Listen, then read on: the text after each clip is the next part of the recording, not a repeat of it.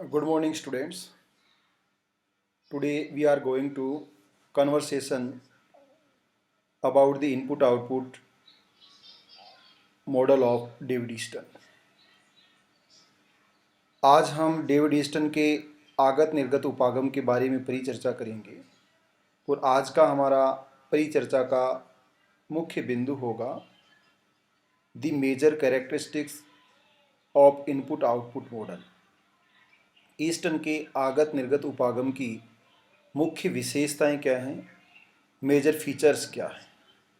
इन features को आपको ध्यान से सुनना है, समझना है, क्योंकि इन फीचर्स के माध्यम से डेविड ईस्टन के इनपुट आउटपुट मॉडल को हम वाया डायग्राम एक्सप्लेन कर सकते हैं। एज ए थ्योरी, एक सिद्धांत के रूप में किस तरह से डेविड ईस्टन के द्वारा कंपैरेटिव पॉलिटिक्स को का स्टडी करने के लिए इस डायग्राम का यूज किया है। जैसा कि डेविड ईस्टन की 4 मेजर वर्क्स हैं उनके बारे में हमने परिचर्चा की।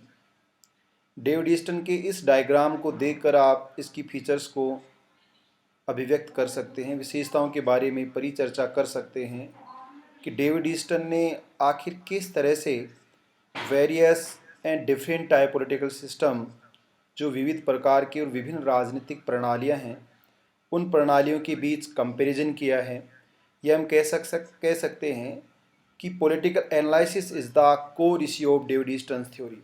जो डेविड ईस्टन का सिद्धांत है, उस डेविड ईस्टन के सिद्धांत का जो मूल केंद्र बिंदु है या मूल आधारभूत घटक जिसको कह सकते हैं, या मेन एक्सिस धुरी जिसको कहा जा सकता है, उसे राजनीतिक विश्लेषण कहा जाता है।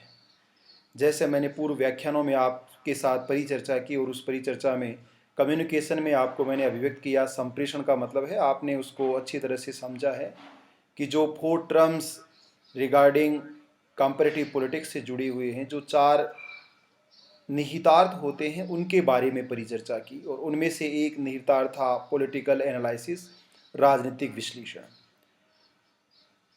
वेरियस और डिफरेंट टाइप के जो पॉलिटिकल सिस्टम्स हैं, ये आपको थोड़ा सा ज़रूर ध्यान रखना होगा। हालांकि क्रिटिसिज्म, जब हम इनपुट आउटपुट थ्योरी की परिचर्चा करेंगे तो कौन से डीमेरिट्स इस थ्योरी के रहे उसके बारे में परिचर्चा करेंगे, लेकिन फिर भी एक जो मुख्य क्रिटिसिज्म रहा है उसको यहीं आपको बताना पड़ेगा।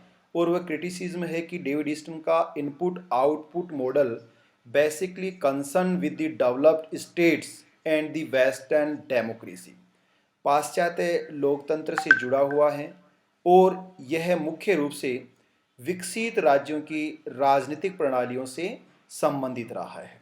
It means input output model was a narrow approach. जो आगत निर्गत उपागम है वह एक संकीर्ण उपागम था, संकीर्ण सिद्धांत था। David Easton's input output model is a one derivative of political analysis and the system theory.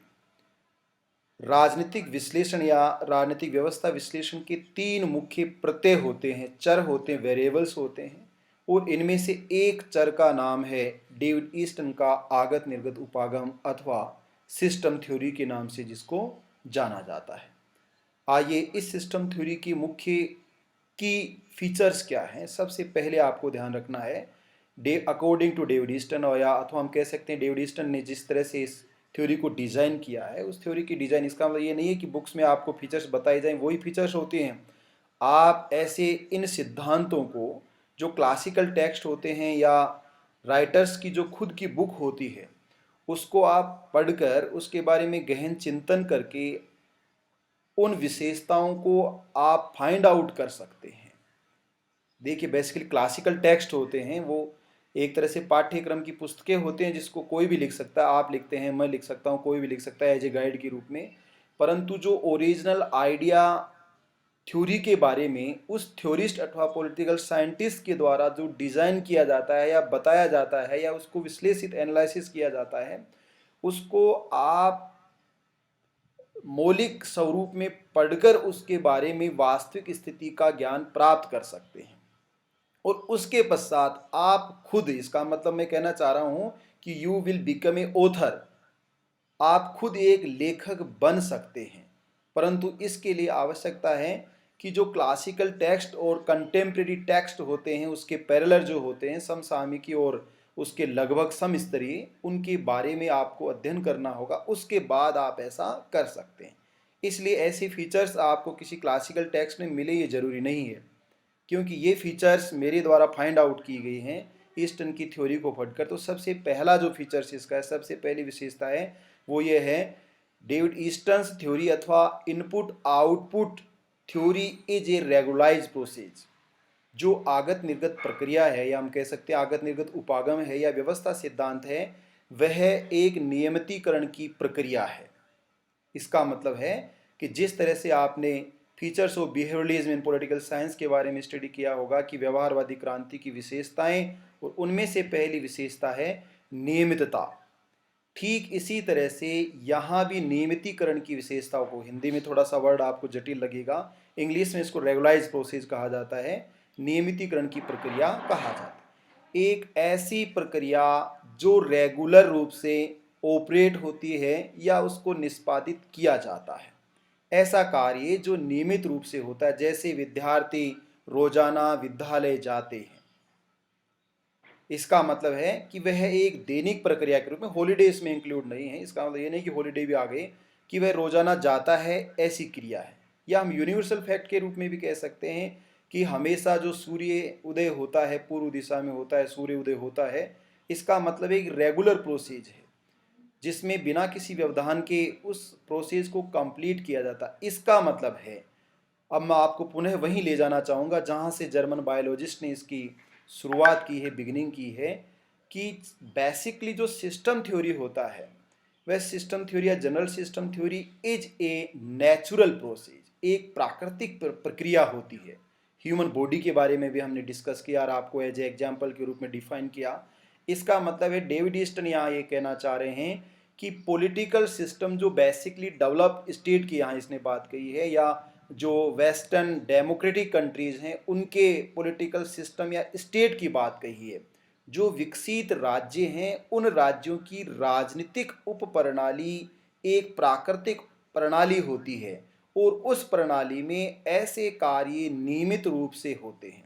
Process है, कैसे कार्य, जैसे जनरली हम डिफाइन करें, या हम we can say rule making, rule application, rule adjust, ऐसे कार्य जो कानून बनाने से लेकर कानूनों को लागू करने से लेकर न्याय करने तक, अथवा जो ह्यूमन बिहेवियर से जुड़े हुए हैं या पॉलिटिकल बिहेवियर ऑफ ह्यूमन को कंट्रोल करने से जुड़े हुए हैं, वो सब कार्य रेगुलर प्रोसेस से होते हैं। इसका मतलब है डेविड ईस्टन यहाँ कहना चाह रहे हैं कि इनपुट आउटपुट अथवा व्यवस्था अथवा राजनीतिक प्रणाली एक नियमित प्रक्रिया होती है जिसमें अनेक राजनीतिक कार्यों को प्रत्येक राजनीतिक प्रणाली के द्वारा निष्पादित किया ही जाता है, भले ही वह कॉन्स्टिट्यूशन ऑफ यूएसए के सम आर्टिकल्स हो, 7 अनुच्छेद हो, अथवा उसके बाद उसमें जो चेंज किया जाता है वो हो, अथवा law process, due process of law होती है, विधि की स्थापित प्रक्रिया होती है, या प्राकृतिक न्याय जिसको आप कहते हैं उसकी प्रक्रिया होती है। ये नियमित प्रक्रियाएं होती हैं जो पॉलिटिकल बिहेवियर ऑफ ह्यूमन में हमें देखने को मिलती हैं। क्योंकि बेसिकली गार्नर की बात कहूँ कि, या हम पॉलिटिकल साइंस की बिगिनिंग की बात करें कि राजनीति विज्ञान क्या है, क्या राजनीति विज्ञान स्टडी ऑफ स्टेट है, क्या राजनीति विज्ञान स्टडी ऑफ गवर्नमेंट है, क्या राजनीति विज्ञान स्टडी ऑफ इंडिविजुअल या अथवा यूनिट है, या behaviour of political behaviour of human है, अथवा राजनीति विज्ञान इन सब का अध्ययन करता है। इसका मतलब है कि अलग अलग पॉलिटिकल साइंटिस्ट ने इसे बिगिनिंग एरा में अलग अलग रूप से डिफाइन किया, परंतु वास्तव में स्टेट एक एब्स्ट्रैक्ट यूनिट होती है, राज्य एक अमूर्त संस्था है। इस अमूर्त संस्था की इच्छाओं को सरकार के द्वारा लागू किया जाता है। परंतु हम भी ये जानते हैं कि what do you mean by government, government से आप क्या समझते हैं, गवर्नमेंट, वी आर गवर्नमेंट, इसका मतलब हम सरकार हैं। गवर्नमेंट एक सजीव इकाई नहीं है, उस गवर्नमेंट में ह्यूमन कार्य करता है, और इसीलिए पॉलिटिकल साइंस को एज ए डेफिनेशन में डिफाइन किया गया कि political science is a branch of social science which to the study of political behaviour of human, जो समाज विज्ञान की ऐसी शाखा है जो व्यक्ति के राजनीतिक व्यवहार का अध्ययन करती है इन साइंटिफिक मैनर, वह वैज्ञानिक संदर्भ में अध्ययन करती है। व्यक्ति के व्यवहार के वेरियस एस्पेक्ट होते हैं, विविध पक्ष होते हैं, और उन वेरियस एस्पेक्ट का स्टडी करने के लिए various branches of social science emerge हुई हैं। इसलिए जो राजनीतिक व्यवहार व्यक्ति करता है, अब इसका मतलब जो राजनीतिक व्यवहार का मतलब पॉलिटिकल लाइफ से जुड़ा हुआ मुद्दा है, सार्वजनिक जीवन से जुड़ा हुआ मुद्दा है। अगर आपने पूर्व में मेरे से कन्वर्सेशन के माध्यम से सुना हो तो हमने बातचीत की थी कि सार्वजनिक जीवन क्या होता है, पब्लिक लाइफ क्या होती है। सेंट्रल यूनिवर्सिटी ऑफ हैदराबाद के स्कॉलर्स की ये डिमांड कि नरेगा में जो करप्शन है उसको रिड्यूस किया जाए, या प्राइम मिनिस्टर मनमोहन सिंह से डिमांड रखना कि नरेगा में भ्रष्टाचार को कम किया जाना चाहिए, क्योंकि नरेगा एक अनप्रोडक्टिव वर्क है, अनप्रोडक्टिव प्लान है, अनप्रोडक्टिव डेवलपमेंट प्रोग्राम है, या हम कह सकते हैं डेवलपमेंट का प्रोग्राम ही नहीं है। आरंभिक स्तर में जब इस नरेगा योजना को शुरू किया गया तो उसे गड्ढा खोदने वाली और गड्ढा भरने वाली योजना कहा गया, परंतु धीरे धीरे इसमें सुधार आया। इसको कहते हैं, ऐसी एक्टिविटी को पब्लिक एक्टिविटी कहते हैं। Any activity is not called a political activity और पब्लिक एक्टिविटी। ऐसी क्रिया जो राजनीतिक जीवन या सार्वजनिक जीवन को इफेक्ट करती है, इन्फ्लुएंस रखती है, उसी क्रिया को हम राजनीतिक प्रक्रिया कहते हैं। इसलिए जो व्यक्ति का राजनीतिक व्यवहार है वह ऐसा राजनीतिक व्यवहार जो रेगुलर होता है।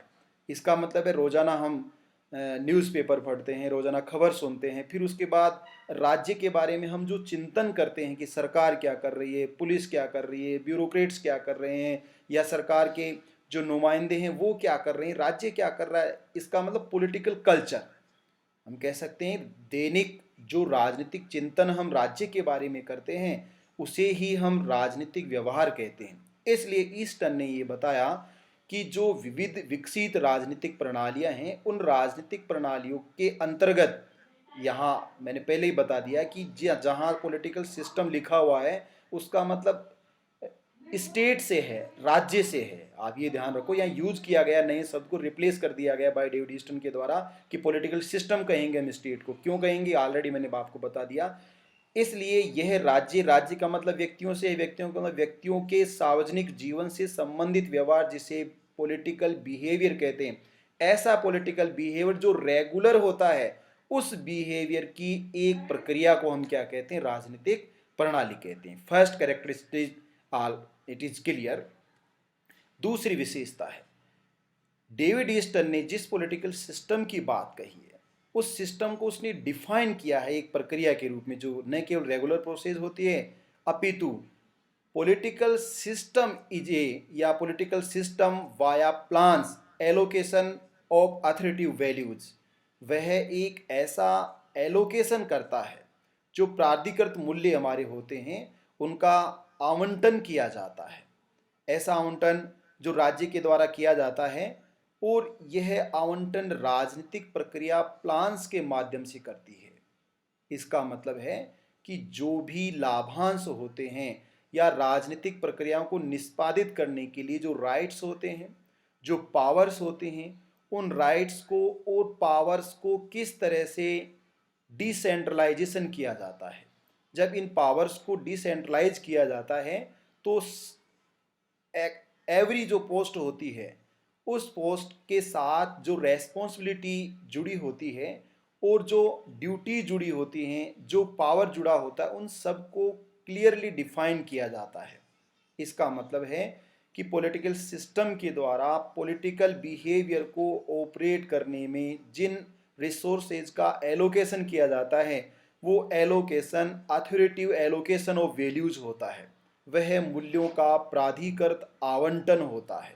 दूसरी विशेषता इसी राजनीतिक व्यवस्था की है कि राजनीतिक प्रणाली योजनाओं के माध्यम से मूल्यों का प्राधिकृत आवंटन करती है, और यह आवंटन जो आगे आपको उसका डिस्क्रिप्शन में लिखना है कि यह आवंटन उन सब लोगों के लिए जो राजनीतिक व्यवहार से अथवा सार्वजनिक जीवन में की गई राजनीतिक क्रियाओं से प्रभावित होते हैं, उन सब के लिए बाइंडिंग के रूप में होता है, बाध्यकारी होता है, उनको मानना ही पड़ता है। क्यों मानना पड़ता है, ये भी प्रश्न हो सकता है कि भाई क्यों माने। इसलिए मानना पड़ता है कि यदि आप उसको फॉलो नहीं करोगे तो आपको राज्य की सख्ती का सामना करना पड़ेगा। शक्ति के बारे में आपने पहले पढ़ा होगा कि व्हाट इज पावर या what do you mean power. Power का मतलब डायरेक्ट वे सिंबल है ताकत का, परंतु इनडायरेक्ट मैनर में उसको अलग स्वरूप में अभिव्यक्त किया जाता है। यदि आप राज्य के ऐसे रेगुलेशन का, लॉज का, ऐसे अधिनियमों का पालन नहीं करोगे तो राज्य पुलिस शक्ति जिसको कहते हैं, इसको मिलिट्री पावर नहीं कहेंगे, पुलिस स्टेट इसको कहा जाता है, कभी भी मिलिट्री स्टेट नहीं कहा जाता। पुलिस स्टेट का आपको सामना करना पड़ेगा, और पुलिस स्टेट का मतलब है जबरदस्ती, जबरन आपको रूल्स को मानना ही पड़ेगा। इसलिए इसको कहा गया वैल्यूज से क्यों जुड़ा हुआ है, क्योंकि इस गवर्नमेंट को या इस पॉलिटिकल एक्टिविटी करने वाली यूनिट का इलेक्शन किसने किया है, एज ए डेमोक्रेसी हम लोगों ने किया है, वी आर सिटीजन। तो हमने जब इलेक्ट किया है तो हमारे जो वैल्यूज हैं सोसाइटी की वो उनके साथ जुड़ी हुई हैं। इसीलिए देसी देश का प्रधानमंत्री या जो भी राष्ट्र हेड ऑफ द नेशन और हेड ऑफ द गवर्नमेंट होता है वह रिप्रेजेंट करता है उस देश के सिटीजन्स को, उस देश की कल्चर को, उस देश के वैल्यूज को, उस देश के नॉर्म्स को वह रिफ्लेक्ट करता है, रिप्रेजेंट करता है। इसका मतलब है कि वह एक इकाई है, एक व्यक्ति है जो पूरे देश का प्रतिनिधित्व कर रहा होता है। यही कारण है कि उसके द्वारा लिया जाने वाला निर्णय उस देश के नागरिकों पर बाध्यकारी होता है। यह इसकी दूसरी विशेषता है। तीसरी जो फीचर्स है, इसका मतलब है कि एलोकेशन के बाद तीसरी सबसे मुख्य विशेषता है कि जो पॉलिटिकल सिस्टम जिस क्रिया को ऑपरेट करता है वह क्रिया तीन स्तरों पर निष्पादित होती है। It means we can say that as a third features the political system, the process of political system are divided in 3 steps। राजनीतिक प्रणाली की जो प्रक्रिया होती है वह 3 चरणों में विभाजित होती है। the process of political system are divided in 3 steps और 3 stages। राजनीतिक प्रणाली के द्वारा जो भी कार्य किया जाता है, कार्य करने की एक प्रोसेस होती है, एक प्रोसीजर जिसको कहा जाता है, उस प्रोसीजर को 3 स्टेज में, 3 स्टेप में डिवाइड किया जाता है। नंबर 1 जो आपको यहाँ दिखाई दे रही है आउटपुट, पहली जो स्टेप है वो इनपुट है। दूसरी जो स्टेप है वो कन्वर्सेशन प्रोसेस जिसको कहा जाता है, रूपांतरण की प्रक्रिया के नाम से इसको जाना जाता है। तीसरी जो प्रक्रिया है उसे आउटपुट के नाम से जाना जाता है। ये 3 राजनीतिक प्रणाली की प्रक्रिया के 3 चरण होते। नंबर 1 आगत प्रक्रिया, नंबर 2 रूपांतरण प्रक्रिया और नंबर 3 निर्गत प्रक्रिया। इनपुट प्रोसेस या input step, conversation step and third is output step. आगत प्रक्रिया, रूपांतरण प्रक्रिया और निर्गत प्रक्रिया। इसका मतलब डेविड ईस्टन यहाँ थर्ड कैरेक्टरिस्टिक्स के रूप में डिफाइन कर रहे हैं कि जो प्रोसेस पॉलिटिकल सिस्टम की कार्य करने का, राजनीतिक प्रणाली अथवा राज्य का कार्य करने का जो तरीका होता है, उस कार्य को निष्पादित करने में उसको 3 स्टेप को फॉलो करना पड़ता है। पहली जो स्टेप होती है ये ऊपर नीचे है, नहीं है, इसका वर्टिकल फॉर्म में नहीं है, हॉरिजेंटल है। पहली प्रक्रिया इनपुट के रूप में एनवायरमेंट से आती है, फिर वह एनवायरमेंट में घूमकर परिवेश में चारों तरफ चक्कर लगाकर वह रेगुलेटरी मैकेनिज्म से डिमांड और सपोर्ट के माध्यम से सिस्टम के भीतर जाती है। सिस्टम के भीतर इसको कन्वर्सेशन प्रोसेस कहा जाता है, जो रूपांतरण प्रक्रिया है। और कन्वर्सेशन प्रोसेस के बाद जो बाहर निकलकर वापस एनवायरमेंट में आती है उसे आउटपुट प्रक्रिया कहा जाता है। पहला जो चरण होता है उसकी 2 दिशाएं होती हैं, 2 direction. It means input and output step are move in 2 direction. जो आगत और निर्गत प्रक्रिया है वह 2 दिशाओं में गमन करती है। नंबर 1 एनवायरमेंट से सिस्टम एंड देन सिस्टम से एनवायरमेंट। यहाँ आप डायग्राम में देख रहे हैं, ये इनपुट जो है वो ये चारों तरफ आपको परिवेश दिखाई दे रहा है। इनपुट ये एक दिशा है इनपुट प्रक्रिया की, ठीक है, परंतु इनपुट प्रक्रिया वापस आउटपुट प्रक्रिया के रूप में आती है। इनमें से जो डिमांड्स पूरी नहीं होती फिर से इनपुट के रूप में आती हैं। तो ये आपको एक दिशा में नहीं, वापस इसी में आपको दिखाई दे रही है यहाँ पर। इसका मतलब ये ही एग्जैक्ट इनपुट ही आउटपुट प्रक्रिया होती। ठीक इसी तरह से आउटपुट प्रक्रिया जो आपको एक दिशा में दिखाई दे रही है यहाँ पर, ठीक दोबारा ये इनपुट के रूप में कन्वर्सेशन के भाग में शामिल होती है। इसका मतलब ये भी कितनी दिशाओं में गमन कर रही है, 2 डायरेक्शन। इट मीन्स आगत प्रक्रिया और निर्गत प्रक्रिया 2 दिशाओं में आगे बढ़ती है। समझ में नहीं आए तो बता देना। जबकि कम्युनिकेशन प्रक्रिया केवल एक दिशा में बढ़ती है। इसके अंदर जाने के बाद अंदर जो प्रक्रियाएं निष्पादित होती हैं, सबका रिजल्ट केवल आउटपुट के रूप में ही एनवायरमेंट में आता है। एनवायरमेंट से आएगा वो इनपुट के रूप में आएगा, एनवायरमेंट में जाएगा जो आउटपुट के रूप में जाएगा। परंतु इस प्रक्रिया के भीतर, राज्य के भीतर केवल एक ही दिशा होती है और वह दिशा पॉलिसी जो डिसीजन के माध्यम से हमें दिखाई देती है। अंदर क्या होता है उसकी एक ही प्रक्रिया है, या तो इन डिमांड्स को मान लिया जाएगा अथवा डिमांड्स को इग्नोर कर दिया जाएगा। ये पॉलिटिकल सिस्टम की अपनी कैपेसिटी होती है कि वह कुछ मांगों को स्वीकार कर ले, कुछ मांगों को स्वीकार नहीं करे। वह एक ही डायरेक्शन, यस या नो, 2 ही चीजें यहां पर होती हैं, इसलिए वो 1 डायरेक्शन में चलती है। यह डेविड ईस्टन का कहना है कि तीसरी मुख्य विशेषता है। चौथी मुख्य विशेषता डेविड ईस्टन ने जो बताई है वो ये है कि इस प्रक्रिया के अंतर्गत एक और चैनल का मुख्य भाग होता है और वो सबसे इंपॉर्टेंट रोल प्ले करता है in the process of input output. आगत निर्गत की प्रक्रिया में अथवा सिस्टम थ्योरी में किसी भी पॉलिटिकल सिस्टम के लिए इंपॉर्टेंट रोल प्ले करता है, उसको फीडबैक लूप के नाम से जाना जाता है, जो आपको यहाँ दिखाई दे रहा है, पुनर्निवेश चक्र के नाम से इसको जाना जाता है। इसका मतलब है कि आगत निर्गत प्रक्रिया अथवा व्यवस्था सिद्धांत के भीतर राजनीतिक प्रणाली को संरक्षण देने के लिए, बचाने के लिए, तनाव से, दबाव से, नेशनल एनवायरनमेंट के प्रेशर से, पॉलिटिकल सिस्टम के प्रेशर से, इंटरनेशनल एनवायरनमेंट के प्रेशर से और टेंशन से जो इम्बैलेंस होते हैं, उन सब असंतुलनों को कंट्रोल करने का जो कार्य करता है, जो व्यवस्था को विखंडित होने से बचाता है या फ्रेगमेशन ऑफ पॉलिटिकल सिस्टम को प्रोटेक्ट करता है, टूट कर बिखरने से जो बचाता है, या राजनीतिक जो प्रणाली पर, सत्ता पर काबिज है उनको हटने से बचाता है, उनको पदस्थापित होने से बचाता है, पदच्युत होने से बचाता है, डिसमिस होने से बचाता है। ये प्रोटेक्शन का, मेंटेनेंस का जो कार्य करता है उसको पुनर्निवेश चक्र कहा जाता है। और इसी के कारण से जो डेविड ईस्टन का इनपुट आउटपुट अथवा सिस्टम थ्योरी है उसको कंटिन्यूअस फ्लो ट्रेप कहते हैं, सतत चक्रीय प्रवाह के नाम से या कंटिन्यूअस ट्रेप फ्लो के नाम से इसको जाना जाता है। अथवा डेविड ईस्टन का सिस्टम थ्योरी या system theory is a dynamic process.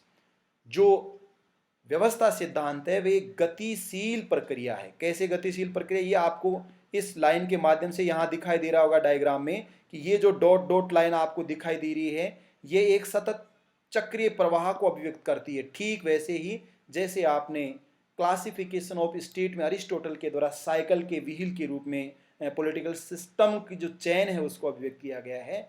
इसलिए अकॉर्डिंग टू डेविड ईस्टन अथवा David Easton state that political system is a dynamic process. Political system are called and known as continuous flow. सतत प्रवाह के नाम से इसको जाना जाता है, कंटिन्यूस डायनेमिक फ्लो भी इसे कहा जाता है। और feedback loop is a tool of political system which protect all types, pressures, tensions, imbalance in this system. जो प्रणाली में विविध प्रकार के, किसी भी प्रकार के, सब प्रकार के दबाव, तनाव और असंतुलन होते हैं, उन सब से प्रोटेक्ट करता है। इसी के साथ साथ बचाता तो है ही, परंतु बचाने पर भी अनेक बार इस पॉलिटिकल सिस्टम के बहुत से पार्ट्स को क्षति हो जाती है। जैसे हमारे फीवर होता है, बुखार हुआ और बुखार उतर भी गया, पर मान लीजिए जैसे स्वाइन फ्लू हो गया, डेंगू हो गया, हम ठीक हो गए, स्वस्थ हो गए, लेकिन इसके बावजूद भी हमारी बॉडी पर अनेक ऐसे नेगेटिव इफेक्ट आ जाते हैं जो बुखार जाने के बाद भी नहीं जाते। जैसे कमज़ोर होना, इम्यून सिस्टम का कमज़ोर होना, WBC RBC में गड़बड़ होना, अथवा लीवर या फेफड़े, तो जो भी अपने रिपेयरिंग जिसको आप मानते हो कि मेंटेनेंस करने की आवश्यक, तो ये न केवल प्रोटेक्ट करता है, न केवल बैलेंस नहीं, इसको कहेंगे इक्विलिब्रियम, संतुलन, न केवल इक्विलिब्रियम स्थापित करता है सिस्टम में, अपितु वह मेंटेन भी करता है। जो पार्ट्स या जिन भागों की क्षति हो गई है उनको रिकवर करने का कार्य भी फीडबैक लूप के द्वारा किया जाता है। इसलिए feedback loop is a important tool of political system, any types of political system, generally develop political system. विकसित राज्य अथवा पाश्चात्य दुनिया की लोकतांत्रिक राज्य अथवा लोकतांत्रिक प्रणालियों के लिए सबसे महत्वपूर्ण होता है पर्यावरण से, राष्ट्रीय पर्यावरण और अंतर्राष्ट्रीय पर्यावरण दोनों तरह के पर्यावरण होते हैं, व्यवस्था के भीतर से और व्यवस्था के बाहर से सब तरह से जो भी प्रेशर होता है उसको रिलीज करने का काम करता है। तो हम कह सकते हैं कि फीडबैक लूप एज ए कार्य करता है safety valve of pressure cooker. जिस तरह से प्रेशर कुकर का सेफ्टी वाल्व होता है वह प्रेशर को रिलीज करता है तो प्रेशर कुकर टूट जाएगा, तो ऐसा काम जो करता है उसको फीडबैक लूप के नाम से जाना जाता है। इसके अलावा जो नेक्स्ट फीचर्स है वो डेविड ईस्टन कहना चाह रहे हैं कि ये जो पॉलिटिकल सिस्टम जो पहले मैंने डिफाइन कर दिया, every political system instead with the social system या बिटवीन दी सोशल सिस्टम, या हम कह सकते हैं कि many types of system instead या concern with the social system which one of political system, जिनमें से एक राजनीतिक व्यवस्था है। इसका मतलब है कि सामाजिक व्यवस्था सभी प्रणालियों में सभी राज्यों में पाई जाती है और इन राज्यों में जो उप प्रणालियां होती हैं सामाजिक प्रणाली उनमें से एक प्रणाली है जिसको हम राजनीतिक उप प्रणाली कहते हैं अथवा राजनीतिक व्यवस्था कहते हैं। और इस राजनीतिक व्यवस्था के द्वारा पर्यावरण के भीतर रहकर कार्य किया जाता है। एनवायरमेंट, टू टाइप्स के एनवायरमेंट होते हैं जो आपको यहाँ दिखाई दे रहा है। एनवायरमेंट जिसको हमने हिंदी में दो अलग अलग शब्दों से परिवेश या पर्यावरण कहा। इसका मतलब वो पर्यावरण नहीं जो हम विज्ञान में पढ़ते हैं या जो छोटी कक्षाओं में हमने पढ़ा। पर्यावरण का मतलब परी प्लस आवरण, हमारे चारों तरफ का जो हवा का आवरण है उसको पर्यावरण कहते हैं। ये वो पर्यावरण नहीं है, ये परिवेश है, इसलिए मैंने परिवेश लिखा है। इस परिवेश का मतलब है कि वह आवरण अथवा विविध क्रियाओं का वह क्षेत्र जिसके भीतर रहकर किसी राजनीतिक उप प्रणाली को कार्य करना पड़ता है। इंटरनेशनल एनवायरनमेंट होता है, जैसे कि मान लीजिए एग्रीकल्चर में भारत राज्य या किसी पॉलिटिकल सिस्टम को कोई डिसीजन करना है, ये डिसीजन किससे प्रभावित होगा? भारत के किसानों से तो प्रभावित होगा ही होगा, भारत की राजनीतिक व्यवस्था से प्रभावित होगा। ये जो बेसिकली आपको है ये नेशनल एनवायरनमेंट है, ये राष्ट्रीय पर्यावरण है। परंतु ये ऐसा पर्यावरण जो इस प्रक्रिया से बाहर है, भारत राज्य से बाहर है, उसको इंटरनेशनल एनवायरनमेंट कहते हैं, उसको अंतर्राष्ट्रीय परिवेश कहते हैं। WTO का हमारे ऊपर प्रेशर होगा, भारत राज्य के ऊपर प्रेशर होगा, इसका मतलब वो इंटरनेशनल प्रेशर है। अंतर्राष्ट्रीय स्तर पर इकोनॉमिक सब सिस्टम में कोई डिक्लाइन आता है, मंदी आती है, वह अंतर्राष्ट्रीय दबाव है, अंतर्राष्ट्रीय आर्थिक दबाव है जिसने राजनीतिक प्रणाली को प्रभावित किया है। इसका मतलब नेक्स्ट फीचर्स ये भी हम बता सकते हैं कि प्रत्येक राजनीतिक प्रणाली सामाजिक व्यवस्था के अंतर्गत रहने वाले अन्य उप प्रणालियों से प्रभावित होती है। इतनी देर तक तो हमने ये डिस्कस किया था, पहले जो फॉर्मल डिस्कस उसमें हमने बताया कि राजनीतिक प्रणाली इंपोर्टेंट प्रोसेस होती है, वह कोर प्रोसेस होती है, वह ऑटोनोमी रखती है, वह इंडिपेंडेंट यूनिट होती है, सेपरेट आइडेंटिटी रखती है। परंतु ये भी वास्तविकता है कि खुद राजनीतिक उप प्रणाली अन्य उप प्रणालियों के बिहेवियर से भी प्रभावित होती है। वह स्वायत्ता रखती है, ऑटोनोमी रखती है, उसके पास आइडेंटिटी होती है सेपरेट, और वह इंडिपेंडेंट यूनिट के रूप में कार्य कर, परंतु उसको भी इन सब सकारात्मक और नकारात्मक परिवर्तनों से प्रभावित होना पड़ता है। इसका मतलब उस पर प्रभाव पड़ता है। ये मुख्य विशेषताएं हैं पॉलिटिकल सिस्टम जो डेविड ईस्टन ने डिजाइन किया है। आज मैं केवल आपको इतना ही बताऊंगा कि राजनीतिक व्यवस्था के अंतर्गत जो पहली बार डेविड ईस्टन के द्वारा पॉलिटिकल साइंस में जिस थ्योरी को यूज किया गया है उसकी क्या फीचर्स हैं। इन्हीं फीचर्स के आधार पर हम कल जो आगामी व्याख्यान होगा उसमें इस डायग्राम के और जो विविध पहलू हैं, डायग्राम का मतलब आपको डरने की आवश्यकता नहीं, जो आपको दिखाई दे रहा है वो उतना ही नहीं है।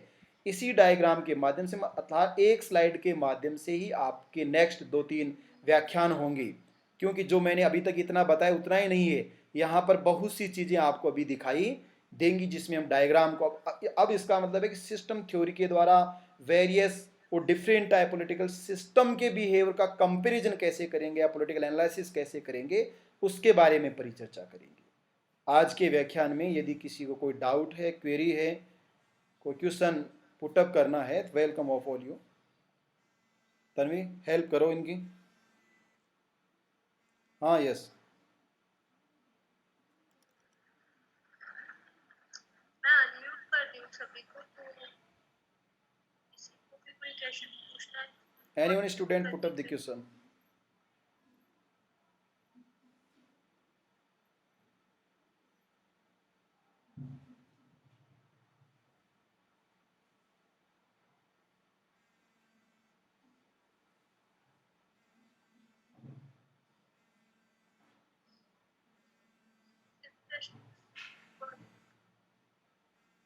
मेरा एक क्वेश्चन। हाँ थोड़ा loudly speak Tanvi, you should yes sir. Speak loudly.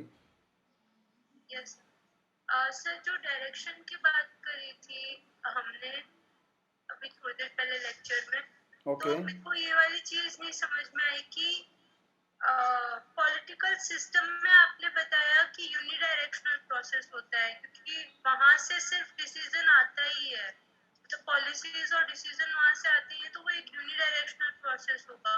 पर वो फिर ये वाली चीज भी तो वही कर रहा है ना, पॉलिटिकल सिस्टम से ही तो जा रही है, जो डिनाई हो रहा है, मतलब जो डिमांड्स वगैरह एक्सेप्ट नहीं करी जा रही है, वो पॉलिटिकल सिस्टम से ही तो आ रही है, देखिए इसका इसको, यूनिडायरेक्शनल कैसे। हाँ ओके ओके, इसको समझने का एक ही जो वाक्य है, एक लाइन में अगर आप एक पंक्ति में समझो तो मैं इतना इस तरह से समझा सकता हूँ कि जो इनपुट आपको यहाँ स्लाइड में दिखाई दे रहा है वो इनपुट आउटपुट में कन्वर्ट हो चुका है, और जो यहाँ आपको स्लाइड में आउटपुट दिखाई दे रहा है वो इनपुट में कन्वर्ट हो चुका है।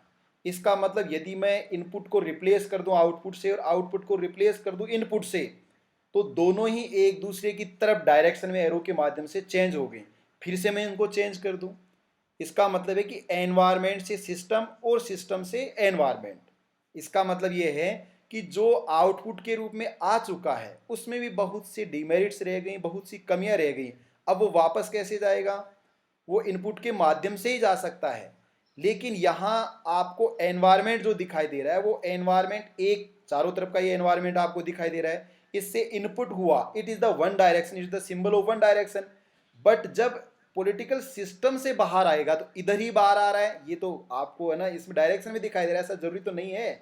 पॉलिटिकल सिस्टम से जो चीजें आई हैं वो एग्जैक्ट इधर भी तो जा सकती हैं, ठीक वापस इनपुट की तरफ चली गई, क्योंकि एनवायरमेंट चारों तरफ एनवायरमेंट है ना, परिवेश जो है वो चारों तरफ है, इसलिए इसको input process in two direction, कैसे?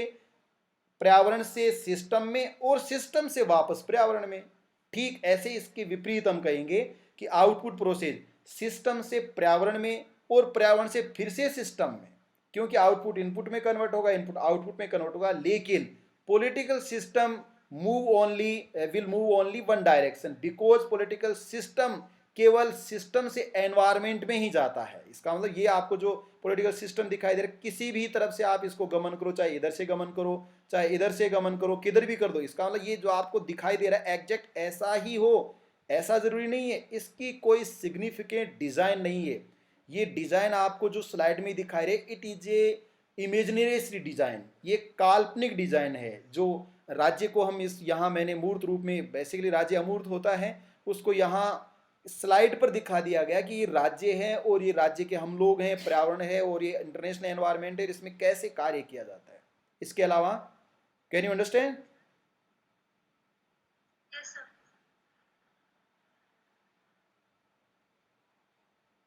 दीपेश, नवजीत, संजू,